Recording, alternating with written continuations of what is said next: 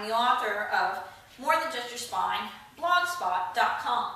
The reason why I'm doing today's blog by video is simply because I wanted to address some of the concerns that some of you may be having about returning to the gym after the holiday season. Now I know, we all packed on those pounds over those Christmas breaks and those holidays that seem endless when it comes to December. But it's very important, if we're thinking about returning to the gym, that we go over some key factors.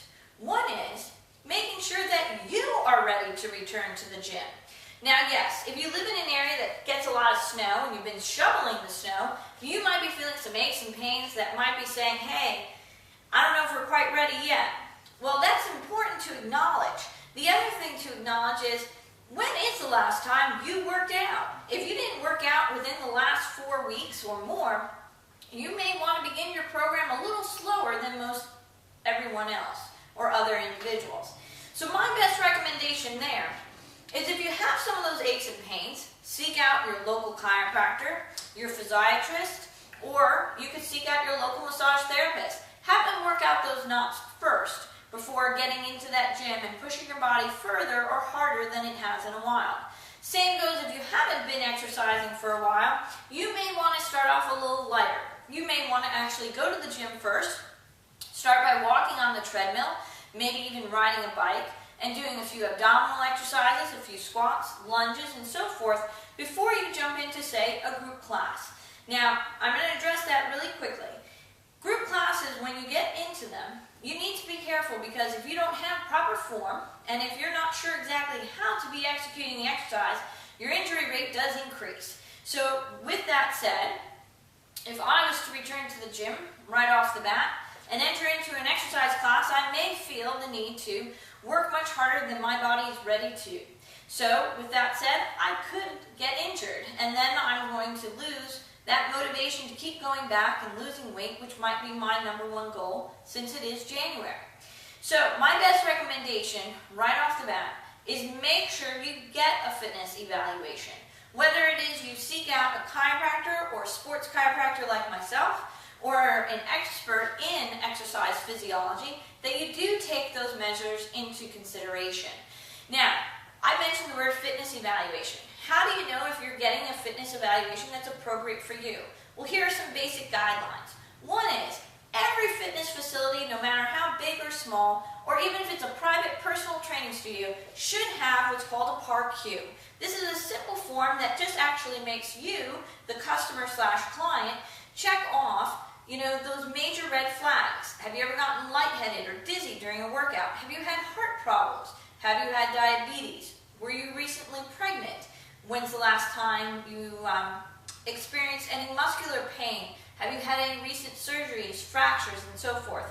Now, the PAR-Q is good and great as well, but you also want to look at, does your trainer start to look at when is it or when was it that you started your last exercise program, and what did you do? Because if your trainer or the person that you're going to choose to do your exercise program with, if they have not addressed some of those questions, you could potentially get injured when beginning that exercise program. Now, if I was to take a client in and I was to train them, and they hadn't worked out within the last 3 months, and I did stuff based upon what I thought their abilities could be, and I pushed them too hard, chances of them coming back are slim, because they're going to lose that desire to be motivated. Now, that's a big thing that we want to make sure. We want people to always be motivated. That's why it's so important when you're beginning an exercise program to remember some key factors. One is, choose an exercise physiologist or choose an exercise science degree individual. There are plenty of personal trainers out there, but some of them don't have that 4-year degree and basic anatomy and physiology understanding that could be crucial to helping you with your fitness program. We all have aches and pains, we've all had injuries, so it's very important that somebody truly understands, what it means to have, muscles that aren't working properly and that muscles that are working properly, compensation patterns, injuries, and so forth. So my best recommendation is, 1, make sure your trainer does have a 4-year degree. Then 2, make sure that trainer also is certified.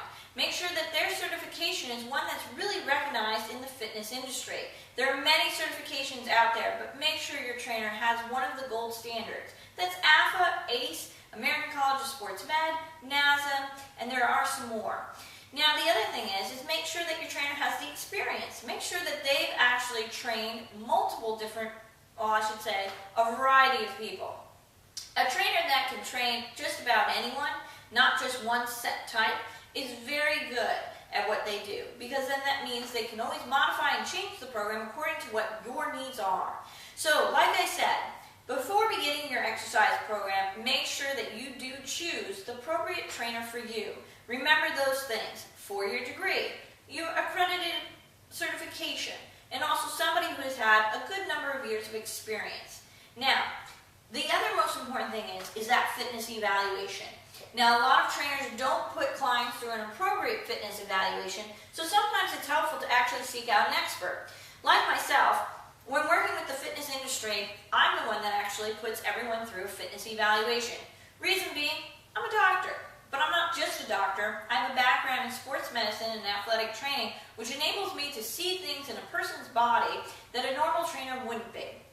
Like, for instance, when going through the basic fitness evaluation, we always focus on 5 exercises, plain and simple. The first one being a squat. Now, if I was to do a squat and I actually look good doing my squat, you're not going to see much imbalances. But if I'm somebody who hasn't been doing exercise in a while or hasn't been going to the gym, you may see my knees go in, you may see me roll out, come up on the toes.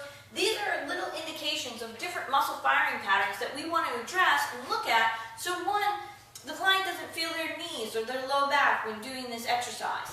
The other is looking at a lunge, looking at a push-up, a pull-up, and a crunch. Sometimes I'll also throw in a balance exercise depending on how that individual is doing, based upon their age, if they're struggling with some balance, and other things. So these are all the important factors that you need to remember then when choosing to go back to the gym this January. Now, for more information, and if you'd like to speak with me or have me perform your fitness evaluation, you can always email me off of the website, which is morethanjustyourspine.com. Contact Dr. Gansel today. I'm happy to assist you in any of your needs. Thanks for listening.